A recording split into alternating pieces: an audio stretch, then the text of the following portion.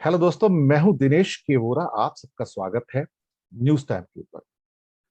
Talk shows की श्रृंखला के अंदर हम इस चैनल पर विद्वानों को आमंत्रित करते हैं, डोमेन एक्सपर्ट्स को आमंत्रित करते हैं, ज्वलंत मुद्दों पर बात करते हैं और विचार जानने की कोशिश करते हैं अपने मेहमानों से।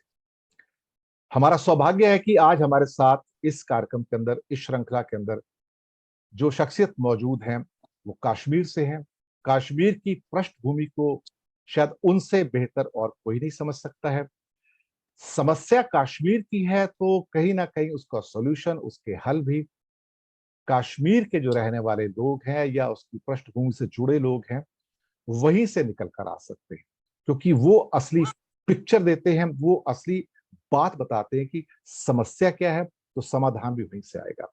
स्वागत करेंगे हम कुसुम कौल व्यास का। स्वागत है आपका। नमस्कार। Thank you. शुक्रिया आपका कि आपने कीमती वक्त निकाला, हमारे साथ आए। कुसुम कौल व्यास जी कश्मीर की पृष्ठभूमि से हैं, कश्मीरी हैं। थोड़ा सा इनका परिचय मैं आपको दे दूं दर्शक मित्रों। वो ये कि वो पोस्ट ग्रेजुएट हैं मास कम्युनिकेशन और जर्नलिज्म के अंदर। दिल्ली दूरदर्शन के साथ लंबे समय से जुड़ी रही हैं। Education media research centre Gujarat university से भी जुड़ी रही हैं। विजिटिंग फैकल्टी हैं कम्युनिकेशन के फील्ड के अंदर, जो कि अपने आप में बहुत ही इंपॉर्टेंट है। कई राज्य स्तरों के अवार्ड भी उनको मिल चुके हैं। एक सखी शक्ति अवार्ड है, वो भी उनको मिल चुका है। महिलाओं के इश्यूज के ऊपर बहुत प्रखरता के साथ बात करती हैं। विमेन विंग जो गुजरात चैम्बर ऑफ कॉमर्स है उसकी अभी उपाध्यक्ष हैं। और इसके अलावा कश्मीरी समाज जो है गुजरात के अंदर, उसका जो एक प्रतिनिधित्व होता है उसके साथ भी वो जुड़ी हुई है। इसके अलावा और भी बहुत सारी खूबियां हैं जिन्हें शायद मैं अभी फिलहाल नहीं गिना पाऊंगा, लेकिन हमारा सौभाग्य कि कुसुम कौल व्यास जी आज हमारे साथ हैं। स्वागत है आपका। Thank you. कुसुम जी, कश्मीर अ, एक देखा जाए तो एक ऐसी समस्या बन गया है जिसे दुनिया में एक सबसे वोलेटाइल समस्या के रूप में जाना जाता है। एक ऐसा खित्ता जो शायद कभी भी स्टेबल नहीं हो पाता है। आखिर ऐसा क्या है कि इस समस्या का हल कहीं से होता हुआ नजर नहीं आता है? कुछ पृष्ठभूमि की बात करते हैं। क्या कारण है कि कश्मीर हमेशा वोलेटाइल ही रहता है और हम दो कदम आगे तीन कदम पीछे चले जाते हैं? कारण क्या है इसका? ये जी कारण जो है इसके बहुत हिस्टोरिकल बैकग्राउंड जी है। जी हमारे जो दर्शक हैं उन्होंने बहुत बार सुना होगा और आपको भी पता ही है कि इसके कारण क्या रहे हैं, क्योंकि जी हर किसी जो भी आज हमारा आज की प्रेजेंट सिचुएशन जो होती है उसका लिंक पास्ट जी से होता जी है। जी तो वैसे ही ये जो कश्मीर समस्या जो है उस वक्त जो महाराजा के टाइम पर या 47 के बाद जो भी थे सरदार पटेल, नेहरू, उन्होंने जो तीन भागों को इकट्ठे करके रखा था, जैसे लद्दाख, जम्मू और कश्मीर, जी ये तीन भाग ये टोटली बिल्कुल अलग है एक दूसरे से। जी लद्दाख जो है वो टोटली डेजर्ट है, माउंटेनियस है। उनका कल्चर मोस्टली बुद्धिस्ट है, जिसको चाइना के साथ लिंकेजेस है, चाइना से ज्यादा तिब्बत के साथ। जी मतलब उनका रहन सहन सब कुछ उनका तिब्बत जैसा है जी धर्म के। फिर जी कश्मीर जो है वो एक कप शेप की वैली है। आप जी कप के आकार को अगर देखेंगे वैसा ही कश्मीर है। बिल्कुल। तो जिस बाहर के आने वाले लोग जो आते थे वो पहाड़ों से आते थे, जी लेकिन अंदर जो लोग रहते थे वो इस कप के बेस पर रहते थे। जी तो आप देखेंगे अगर आप हिमाचल जाएंगे तो आपको आपके रास्ते सीधे नहीं है, लेकिन कश्मीर के सारे रास्ते स्ट्रेट हैं, जी क्योंकि वो कप के बेस पर लोग तरफ हिमालय थे। जी इसलिए जो ये लोग हैं कश्मीर में रहने वाले, जी इनको बाहर बाहर की दुनिया से इनका ज्यादा लेना देना नहीं था। जी बहुत कम लोग बाहर जाते थे जी बिकॉज ऑफ द माउंटेन्स। जी फिर वैसे तो 47 पहले से वो लोग मुजफ्फराबाद और लाहौर से होकर वो पंजाब जाते थे। जी जैसे मेरे दादा हो, उनके जो भी हैं वो सब अगर उनको श्राद्ध के बाद हरिद्वार भी जाना है या दिल्ली जाना है तो उनको जाना है लाहौर से, तो लाहौर से होके जाते थे। लाहौर से होकर जाना पड़ता जी था। जी जी। फिर इसलिए उनकी लिंकेज जो वैली की रही वो लाहौर की तरफ रही, उसके साथ अफगानिस्तान और जो आगे जो देश हैं उनके साथ जी बहुत रही। फिर 1947 के बाद जवाहर टनल बनी, जी तो टनल के थ्रू लोग पंजाब जम्मू से होकर कश्मीर आने लगे और कश्मीर के लोग बाहर जाने लगे। जी इसलिए जो वैली के लोग जो थे मोस्टली, मतलब अब 1947 की ही बात करते हैं, तब तक कश्मीर मुस्लिम मेजॉरिटी बन चुका था। जी तो उस वक्त की असेसमेंट के हिसाब से फिर खाली 7 to 10% ही हिंदू रहे थे। मैं जी इसमें कश्मीरी पंडित और जो बाहर के पाकिस्तान से आए हुए हिंदू, पंजाब से आए हुए हिंदू, जम्मू से आए हुए हिंदू, उनकी भी बात साथ में करके उनको 10% बनाती हूँ। जी लेकिन लेकिन मोस्टली जो कश्मीरी मुस्लिम्स जो है उनका रुझान रहा लाहौर की तरफ और इस दुनिया की तरफ, क्योंकि आपको पता है कि पहले से ही वहां ईरान से आए हुए थे जी बहुत सारे पीर फकीर साधु संत और इन्वेडर्स। इवन सेंट्रल एशिया से भी काफी ताल्लुक है। सेंट्रल एशिया से बहुत सारे लोग हैं जिन्होंने इन्वेजन्स किया, अफगानिस्तान से आए, अफगानिस्तान का कल्चर वहां रहा, टर्की का कहा वहां बहुत इन्फ्लुएंस रहा, ईरान का बहुत, सूफीज्म जो हुआ कश्मीर में तो it was all because of जो सूफी संत आए थे उनके अंदर सॉफ्ट कन्वर्शन भी हुआ। ऐसा नहीं कि वो सिर्फ धर्म को फैला रहे थे, सूफीज्म कर रहे थे, लेकिन सूफीज्म के आड़ में भी बहुत धर्मांतर हुआ कश्मीर में, सॉफ्ट कन्वर्शन। और अफगान वगैरह की वजह से वो तलवार से कन्वर्शन हुआ, मतलब बहुत फोर्स से हुआ। वो एक बहुत लंबी कहानी है, 14th सेंचुरी से लेकर 19th सेंचुरी तक की कन्वर्शन की कहानी बहुत बड़ी है। कश्मीर की एक बहुत बड़ा चैप्टर है, उसके लिए तो हमको एक अलग चाहिए जी कन्वर्शन। तो तरफ रहा और मुस्लिम्स का उधर की तरफ रहा, और जब पाकिस्तान बना तो उनको लगा कि अब कश्मीर चला जाएगा पाकिस्तान में, जी क्योंकि जिन्ना जो थे उन्होंने पहले से ही ट्राई किया कश्मीर को। आपको पता है 47 में जैसे उस महाराजा को कहा, हरि सिंह को कहा कि भाई आप इंडिया के साथ जोड़ दो सरदार जी पटेल ने, तो उन्होंने जी ना बोला कि जी हमको तो अलग रहना है। वो एक जी बड़ी कहानी है, अलग से है, लेकिन उसके असर क्या हुए कश्मीर के जो मुस्लिम मेजॉरिटी जो साइक है उस पर असर क्या हुआ, वो नहीं गए उनके साथ। तो एक बाजू जिना उनको कर रहे थे कि हमको पाकिस्तान ले लेंगे, हम कश्मीर ले लेंगे, और उन्होंने भेज दिया कबालियों को। जी फिर इंडियन आर्मी आई और उन्होंने उस वक्त भी कश्मीरी पंडितों को बहुत सारों को मारा, जी विमेन का रेप किया उन कबालियों ने। बहुत जी जो पहले हो रहा था उन्होंने उस वक्त भी वही किया। जी उस वक्त शेख अब्दुल्ला को खड़ा किया नेहरू ने। जी नेहरू सरदार पटेल ऑलरेडी खड़े थे, सॉरी शेख अब्दुल्ला ऑलरेडी थे वहां लीडर उस वक्त, लेकिन नेहरू ने उनको सपोर्ट दिया अगेंस्ट जिन्ना। जिन्ना जो कर रहे थे कश्मीर में कि हमको लेना है।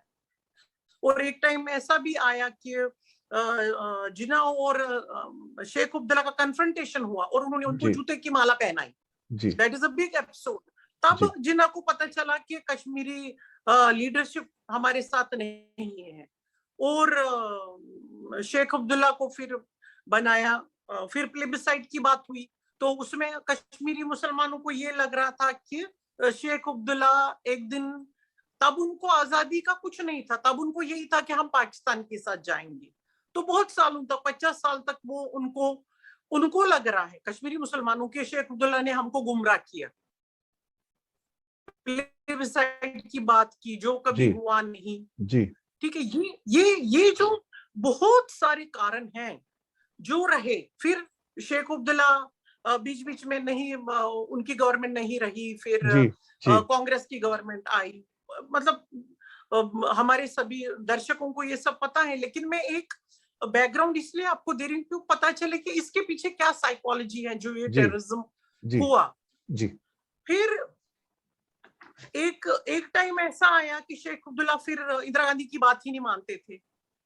तो इंदिरा गांधी को लगा कि ये क्या हो रहा है, जो अभी तक नेशनल कॉन्फ्रेंस और कांग्रेस साथ में थे या आमने सामने लड़ते थे, फिर जी एक टाइम हो गया कि वो साथ में हो गए। फिर फारूक अब्दुल्ला आए, उन्होंने भी कोई बात नहीं सुनी। एक टाइम जी मुझे याद है, इंदिरा गांधी, मैं स्कूल में थी शायद, इंदिरा गांधी आई थी कश्मीर, जी। तो स्पेशली इन अनंतनाग उनकी सभा थी। तो फारूक अब्दुल्ला ने नंगे लड़कों को खड़ा कर दिया इंदिरा गांधी के सामने ताकि वो सभा को बंद करे। जी इतनी उन्होंने हिम्मत की कि एक प्राइम मिनिस्टर के सामने उन्होंने ऐसा किया। तो बहुत सारे ऐसे दौर चले कश्मीर में, टर्बुलेंस, और लोग जो हैं कश्मीर के वो पिसते गए। जी हिंदुओं को लगता था कि हम इंडिया के साथ है, इंडिया हमारा है। मुसलमानों को, कुछ मुसलमानों को ये लगता था कि यहाँ कभी पाकिस्तान बनेगा। और फिर फाइनली उनको एक इलेक्शन के टाइम जब कांग्रेस और नेशनल कॉन्फ्रेंस साथ में हो गए तो जी तीसरा फ्रंट रहा ही नहीं। तो मुस्लिम यूनाइटेड फ्रंट बना अनंतनाग में से। मुफ्ती सईद कांग्रेस में से अलग चले गए, उन्होंने अपनी पार्टी बनाई जो आज महबूबा मुफ्ती जी चला रही हैं। पीडीपी बनाई। हाँ, पीडीपी बनी। तो फिर वो एक दूसरे के सामने लड़ते थे, कांग्रेस टोटली हट गई। लेकिन लोगों के, ये पॉलिटिक्स तो अपनी जगह चलता रहा, लेकिन लोगों के दिमाग में ये आया कि भाई अब हम तो कभी पाकिस्तान के साथ चले ही नहीं गए, कभी हमको ऐसा मौका मिला ही नहीं, और अब हमको आजादी चाहिए। मैं कल बात कर रही थी, मेरे कॉलेज में मेरे प्रोफेसर थे, तो उन्होंने कहा कि मैं एक बार पाकिस्तान गया था, जी उनको कुछ कोई रिलेटिव है वहां पर।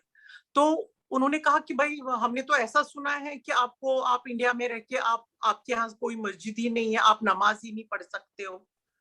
तो वो कहती, मैं तो हैरान हो गया कि मैं फिर, नहीं नहीं ऐसा कुछ नहीं है भाई, हम तो मुस्लिम मेजोरिटी स्टेट है, हमारे यहाँ इतनी मस्जिदें हैं, हम नमाज पढ़ते हैं, हर एक चीज का फ्रीडम। कहते नहीं, यहाँ तो पाकिस्तान में ऐसा ही है, ऐसा ही बोलते हैं। तो ये जो पाकिस्तान ने प्रोपेगेंडा चलाया और अपने लोगों के बीच में, और उन्होंने जो ट्रेन किया अपने यूथ्स को ये कह कह के कि हमारे मुसलमान जो है कश्मीर में उनको तकलीफें हैं, इंडिया उनको परेशान कर रही है, उनको खाने को कुछ नहीं है, मस्जिदें तोड़ी, नमाज नहीं पढ़ सकते हैं, ये कर करके उन्होंने उनको तो वो ट्रेनिंग सारा दी। वो और प्रोपेगेंडा क्या करते रहते।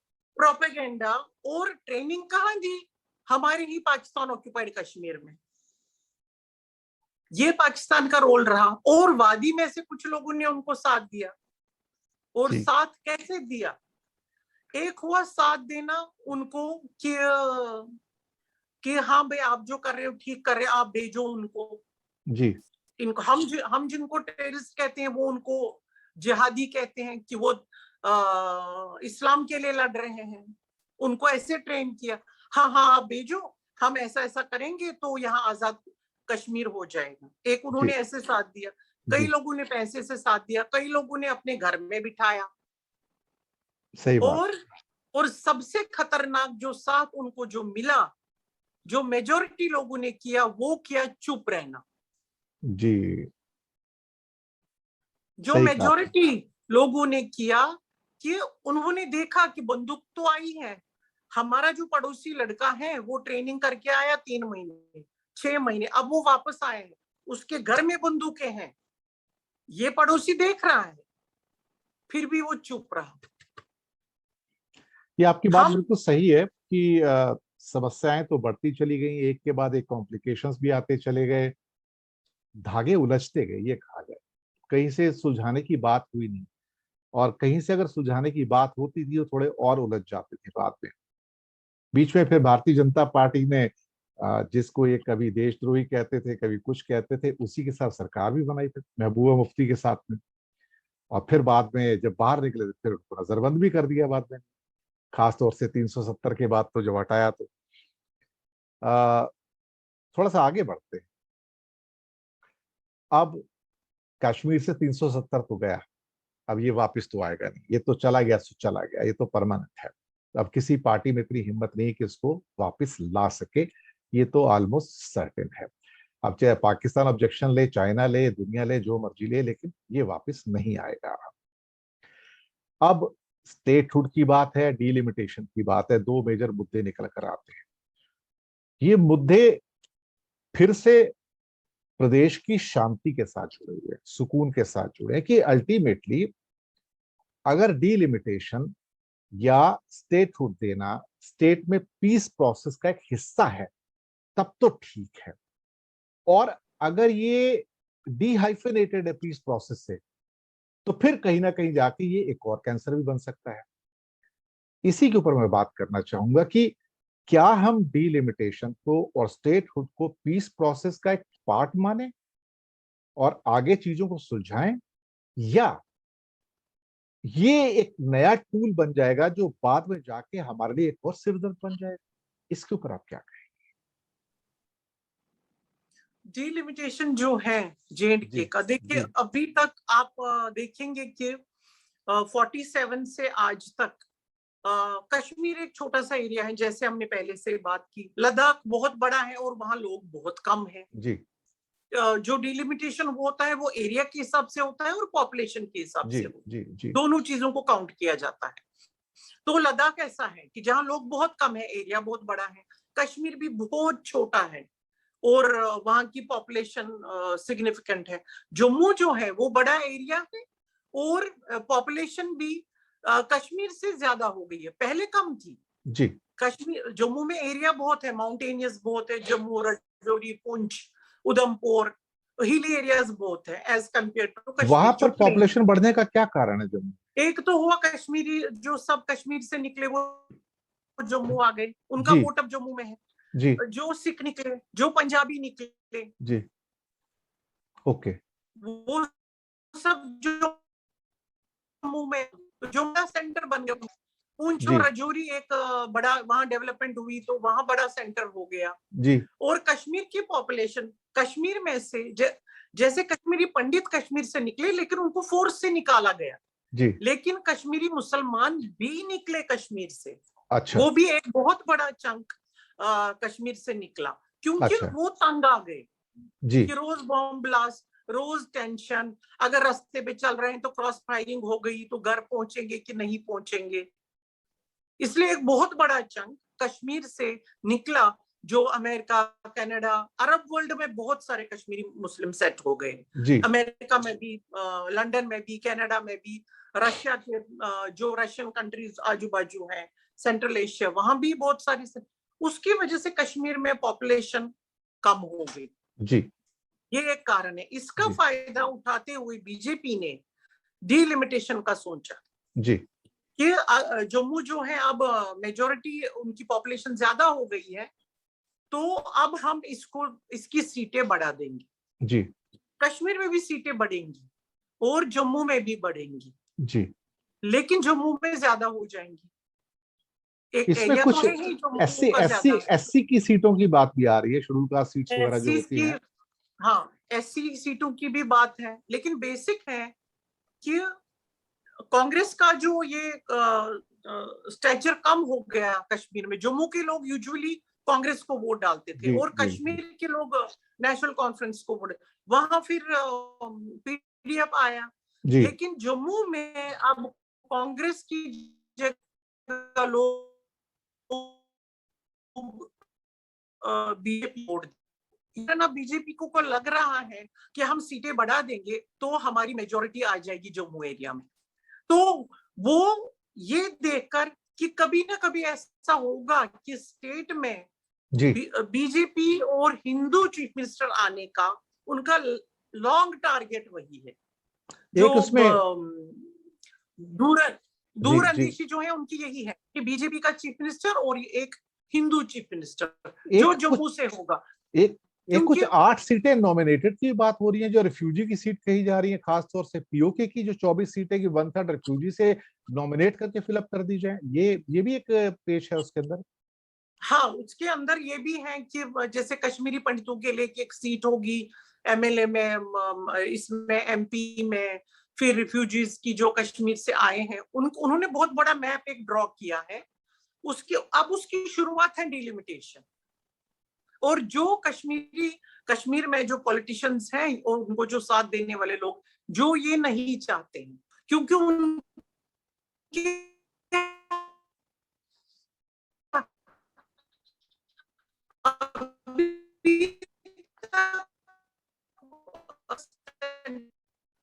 जो पॉलिसी बेस होते थे वो कश्मीर से, जम्मू तक अंडर डेवलप्ड रहा।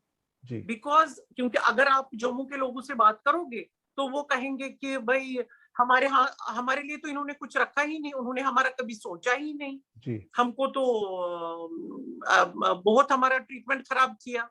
तो Jammu people have a bias against the governments which have been so far. और एक जो मैं देखती हूँ कि जम्मू में जो डेवलपमेंट नहीं था, तो उनकी बात सच भी है। और डोगरास और पंजाबीज जो रहते हैं जम्मू में, उनको नीच नजर से देखने का एक उनका नजरिया था। वो भी एक जम्मू के लोगों को बहुत बड़ा बायस है माइंड में अगेंस्ट। लेकिन कुसुम जी अभी सपोज करो जी, अब कुसुम जी ये सवाल ये उठता है कि डिलिमिटेशन हो जाएगा, जम्मू की सीट शायद बढ़ भी जाए, क्या उससे ग्राउंड सिचुएशन जो है, जो तलखियां हैं आपस में या जो समस्या है, उसको समाधान करने में क्या कुछ मदद मिल पाएगी क्या उससे? साइकोलॉजिकली तो नहीं, लेकिन as part of human adjustment शायद हो जाए। ये एक लॉन्ग टर्म में तो हो सकता है कामयाब हो जाए, लेकिन 370 के साथ नहीं, जो तलखियां हैं वो तो ज्यादा बढ़ जाएंगी। हाँ, वही मैं कम तो नहीं होंगी।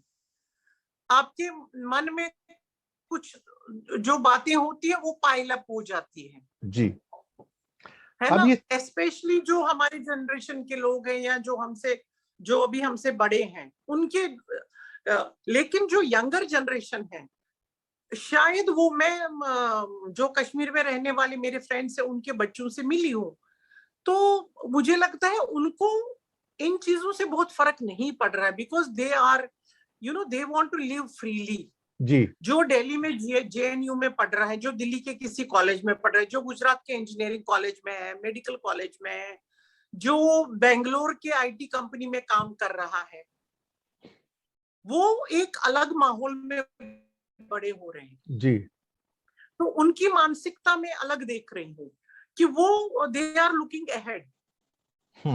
उनको ऐसा लगता है हमको ये आर्टिकल 370, हमको ये violence, we don't want to be a part of this.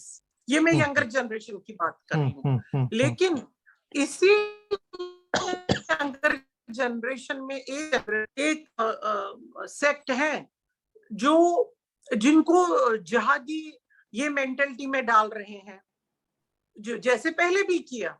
मेरे कोई फ्रेंड जिहादी नहीं बने, मेरा कोई फ्रेंड मिलिटेंट नहीं बना।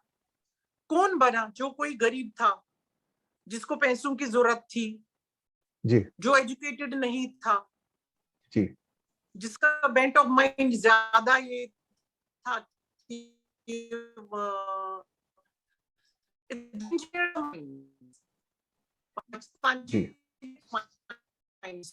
और बड़ा कश्मीर का ये हुआ कि पैसे आ गए, अरब वर्ल्ड के पैसे बहुत आ गए कश्मीर में, जी, कि मिलियंस ऑफ रुपीस जी, उसको आप कहेंगे जी, हवाला, बहुत ट्रांजेक्शन। आज जो एक लीडर बने हुए हैं, तो मैं उनका नाम नहीं लेना चाहती हूँ, वो पहले बहुत बड़े हवाला के ये थे बिजनेसमैन, इसलिए लोग उनको अभी एक्सेप्ट नहीं कर रहे हैं कश्मीर में, क्योंकि उनको पता है कि इनके थ्रू टेररिज्म के पैसे आ रहे थे कश्मीर में।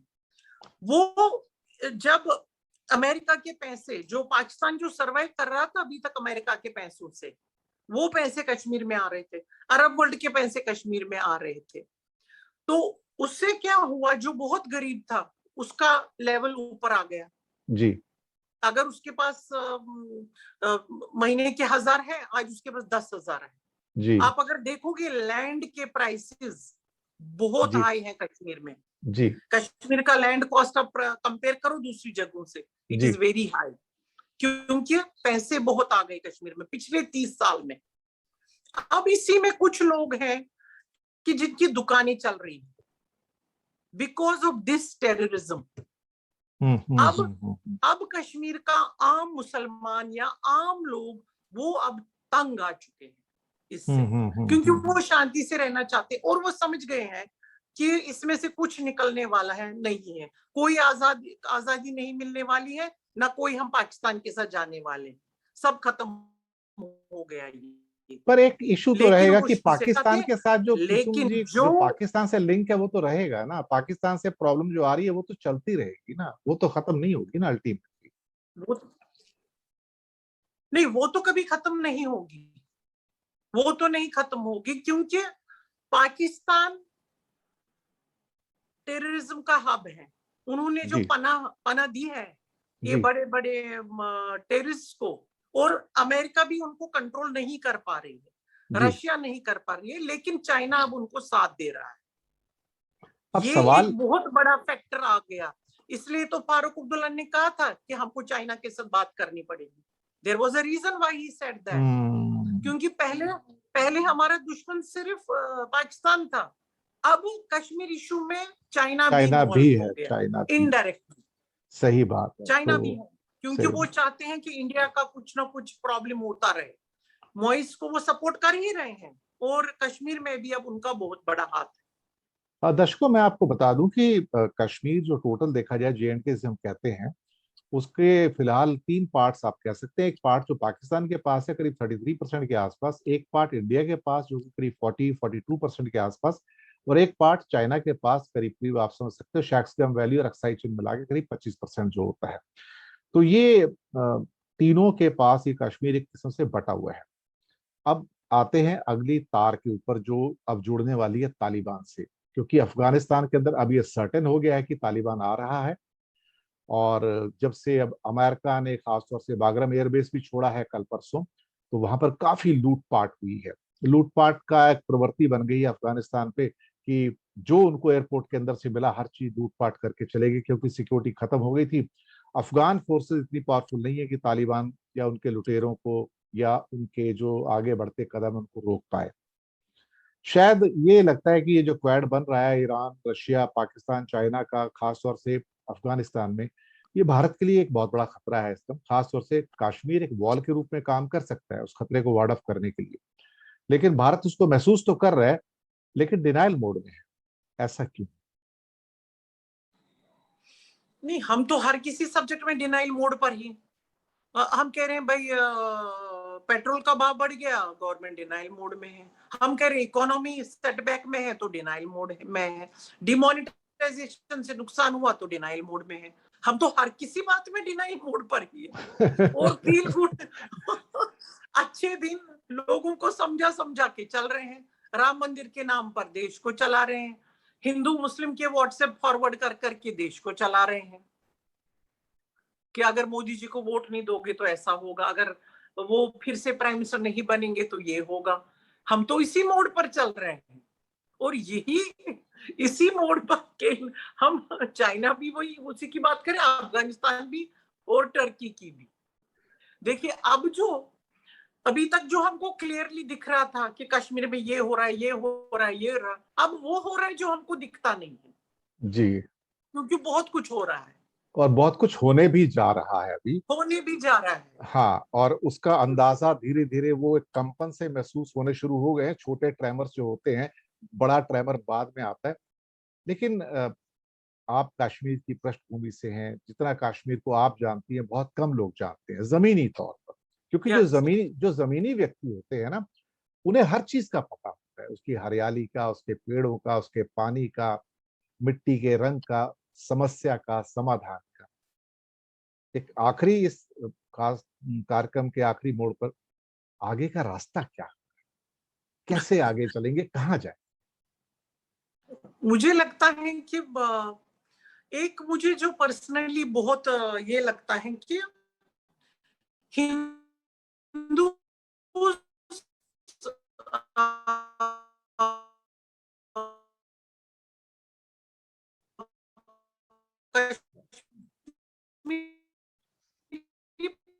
मुस्लिम जो है ना, हमको कुछ जो लगता कश्मीरी है वहां से कि निकले और बड़ी जी, दरार खड़ा हुई। जैसे हमारे आजू को कभी नहीं ये लगता था कि जी,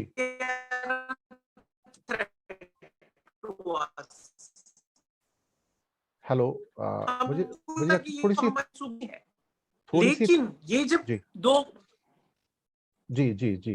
कुछ तकनीकी दिक्कत आ रही थी, आप कंटिन्यू कीजिए। तो अ, तो एक दरार आ गई दिलों के बीच में। जी, मुझे लगता है वो पूरी करनी जी, पड़े, उसको ब्रिज करना पड़े उसको, और जी, ऑन अ लार्ज स्केल। मैं जी, आपको जैसे मेरे फ्रेंड्स हैं, वो मेरे जी, दिल में है, मैं उनके दिल में हूँ, कुछ नहीं है। मेरा पड़ोसी है, वो मेरा ही है, मैं उसको आज भी मेरा पड़ोसी मानती हूँ और वो मुझे अपना पड़ोसी मानते हैं। मेरे एक अंकल हैं, उन्होंने इतने साल जो कश्मीर में उनके फ्रेंड्स के बच्चे थे, उनको अपने घर में रखा जम्मू में। तो जी, देर इज नथिंग, मतलब कुछ ऐसा है नहीं, वो रिलेशन तो सेम ही है। लेकिन जब ऑन द होल आ जाता है एज अ कम्युनिटी, तब दरारें हैं, जी, उनको हमको दूर करना पड़ेगा। ये मुझे पहला प्रयास लग रहा है जो 1 to 1 हम कर सकते हैं, दो कम्युनिटीज को साथ में लाने के लिए, और हम दोनों को साथ में मिलके ये लड़ाई लड़नी चाहिए कि हम टेररिज्म के खिलाफ लड़े। हम हमारे साथ अगर गवर्नमेंट ना इंसाफी कर रही है तो उसके सामने हम लड़ सके साथ में। हुँ। ये जो अलग अलग हो गए, इससे बहुत बड़ा नुकसान हो गया। एक चीज़ जो बाकी ए हाँ, एक काफ़ी लोग अब कहते हैं जब मेरी बात होती है, तो बोलते हैं कि प्रधानमंत्री जी ने कहा कि दिल्ली से भी दूरी कम करनी है और दिल की दूरी भी कम करनी है। चलिए यस, मान लिया। लेकिन क्या सरकार के बड़े अधिकारी, जो टॉप लेवल की जो लीडरशिप है, वो निकल कर श्रीनगर जाने को तैयार हैं क्या? या दिल्ली में बैठ के बैठक करेंगे और चाय बिस्किट खाएँगे? अगर वो वैली में जाके बात नहीं करते हैं लोगों से, जम्मू तो चले जाते हैं। लेकिन मैंने बहुत पिछले कई वर्षों से मैंने कभी भी भारत के प्रधानमंत्री को कोई वहाँ पे एक पब्लिक रैली करते वैली में नहीं देखा है। और उसमें शायद मुझे लगता है पहले के भी कुछ प्रधानमंत्री हैं, सिर्फ यही प्रधानमंत्री नहीं है। हम्म, अगर हमारी टॉप लीडरशिप उठकर वैली में जाके बात नहीं करेगी, तो फिर ये दूरी दिल्ली में बैठ के तो कम नहीं होगी ना। नहीं नहीं होगी। पहले प्रधानमंत्री मोदी जी जब प्रधानमंत्री बने तो उनका टोटल फोकस था आउट ऑफ इंडिया, तो वो हर एक देश घूम कर आए। तो उनको ये सब, और इलेक्शन के टाइम वो हर जगह जाते थे, एक एक स्टेट में 20-20 रैलियां उनके सिवा उन्होंने।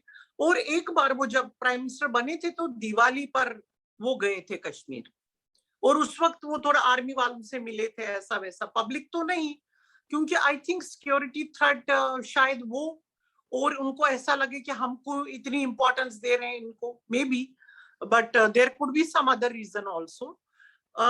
लेकिन आपने जो कहा कि दिल की दूरी मिटाना, एक तो कश्मीर के जो लोग हैं मुसलमान, वो समझते हैं कि मोदी जी आरएसएस के हैं, और उनको कोई सहानुभूति नहीं है मुसलमानों की ऑल ओवर इंडिया।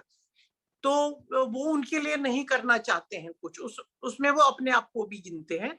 लेकिन ऐसा नहीं है, क्योंकि मैं गुजरात में रहती हूँ, मैंने देखा है कि यहाँ कैसे डेवलपमेंट होता है। और जो कोई भी प्राइम मिनिस्टर, राजा, चीफ मिनिस्टर होता है, उसके मन में ऐसी भावना नहीं होती है। उसको ऐसा होता है कि मेरे लोगों का विकास अगर उसको करना है तो सबका विकास करना पड़े। और कश्मीरी लोग जो हैं वो आ ही जाते हैं उस एरिया में जहां टेंशन मिटाने की जरूरत है, और गवर्नमेंट समझती है कि हमको इसको खत्म करना पड़े, इसलिए उन्होंने वहां बीजेपी के प्रेसिडेंट बनाया। वो लोग वैली में जाते हैं, they are trying their best. और people are appreciative, Kashmiris are appreciative of of the present mister Sinha, जो वहां लेफ्टिनेंट गवर्नर हैं, they are appreciative of him. और वहां मिस्टर वहां उनके, वो कह रहे हैं कि काम चल रहा है विद 5 दिस जो ब्यूरोक्रेट्स हैं वही सब कर रहे हैं, and they are doing a good job. उनकी वजह से थोड़ा करप्शन भी कम हो गया है और लोग भी थोड़ा डरते हैं कि भाई ये गवर्नर रूल है तो state is in a better condition. लेकिन कोविड की वजह से जरा सिचुएशन बैकफुट पे आ गई, तो गवर्नमेंट नहीं बता सकी उनको कि हमने जो स्कीम्स रखी हैं, जो भी करना चाहते हैं, या नहीं कर पाई। और गवर्नमेंट ने एक वहां इन्वेस्टमेंट का एक बहुत बड़ा प्रोजेक्ट रखा था, प्लान किया था, लेकिन बिकॉज ऑफ कोविड वो नहीं हो पाया। आई थिंक जैसे ही कोविड की सिचुएशन खत्म होती है, there will be more investments in the valley, और लोगों का रुझान जो है वो बदल जाएगा गवर्नमेंट की तरफ। ऐसा मेरा मानना है, to be on a positive side. चलिए, बहुत अच्छी बात कही आपने और हम ये प्रोग्राम भी अंत करेंगे एक पॉजिटिव नोट के ऊपर कि उम्मीद पर दुनिया जिंदा है, हम भी जिंदा हैं और हमारी भी कोशिश ये होगी, दुआएं ये होंगी कि वैली के अंदर यस, शांति हो, मेरी वहां भी सुकून तथा आए, वहां भी प्रोग्रेस हो, ग्रोथ हो, लोग खुशहाल रहें। और जाने से पहले कोई आखिरी टिप्पणी आप करना चाहिए, कोई आखिरी कमेंट आप करना मुझे मुझे ऐसा लगता है कि कश्मीर में जो रह रहे हैं लोग, उनको एक पॉजिटिव माइंडसेट, वो जब नमाज पढ़े तो कश्मीर की शांति के लिए दुआ करें, और जो बाहर रह रहे हैं उनको वो अपनी प्रार्थना में कश्मीर के लिए शांति और सब के लिए पॉजिटिव वाइब्रेशंस दे।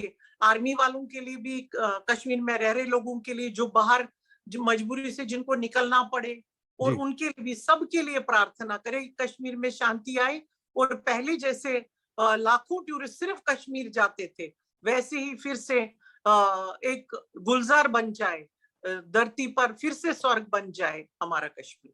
ये मेरी बिल्कुल सही। प्रार्थना है, ये मेरी दुआ है। बहुत बहुत शुक्रिया आपका, आपने बहुत अच्छे अल्फाज कहे हैं और हमारी भी दुआ है कि यही हो। तो दर्शक मित्रों, इन्हीं शब्दों के साथ हम लेते हैं आपसे आज्ञा और शुक्रिया करेंगे कुसुम कौल व्यास जी का कि उन्होंने अपना कीमती थैंक वक्त यू, निकाला, हमारे शो में आए, थैंक दर्शकों से बहुत ही बेहतरीन बात की, उन्होंने बेबाकी से, ईमानदारी से बात की। शुक्रिया आपका बहुत बहुत। तो जल्दी मिलेंगे अगले मुद्दे पर नए मेहमान के साथ, बहुत जल्दी इंतजार कीजिएगा। शुक्रिया आपका।